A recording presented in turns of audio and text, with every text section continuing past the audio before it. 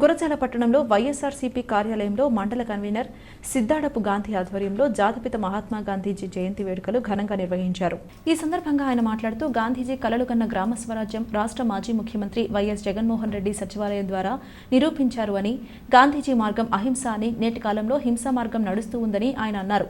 అదేవిధంగా పట్టణ కన్వీనర్ కుక్కమూడి అన్నారావు మాట్లాడుతూ భారతదేశం స్వాతంత్ర్యం కోసం అహర్నిశలు శ్రమించిన మహనీయునికి మనం ఇచ్చే గౌరవం ఇదేనా అని, రాష్ట్రంలో ఎక్కడ చూసినా హింసాత్మక సంఘటనలు జరుగుతున్నాయని, మహాత్ముని మార్గంలో అందరూ నడవాలని, అధికారం శాశ్వతం కాదు అని అన్నారు. ఈ కార్యక్రమంలో వీరారెడ్డి, అమరారెడ్డి, శ్రీనివాసరావు యాదవ్, పామాయిల్ అంజీ, షేక్ రహీం తదితరులు పాల్గొన్నారు. మహాత్మా గాంధీ పుట్టినరోజు సందర్భంగా ఆయనకి ఈరోజు ఘనంగా జవాబు అభ్యర్థిస్తా ఉన్న వైఎస్ఆర్సీపీ పార్టీ తరఫున, మన పార్టీ తరఫున మహాత్మా గాంధీ గారు ఆయన జీవితం అంతా కూడా త్యాగం చేసి ఎన్నో పోరాటాలు ఉన్నప్పటికీ అహింస మార్గాన్ని ఎంచుకొని మనకు స్వేచ్ఛ తీసుకోవడానికి చివరికి ఆయన అంతా కోల్పోయి త్యాగం చేసినటువంటి జీవితాన్ని త్యాగం చేసినటువంటి వ్యక్తి, మహోన్నత వ్యక్తి గాంధీ గారు.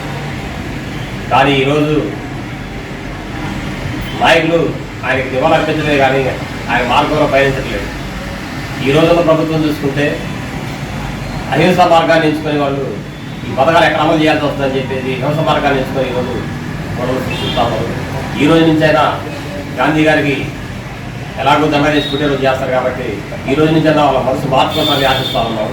ఈ సందర్భంగా ఈ కార్యక్రమానికి ఇచ్చేసి అందరూ కూడా ధన్యవాదాలు తెలియజేయాలి. మహాత్మా గాంధీ గారి జయంతిని పురస్కరించుకొని వైఎస్ఆర్ కాంగ్రెస్ పార్టీ కార్యాలయంలో నివాళులు అర్పించడం ఎంతో శుభపరిణామం.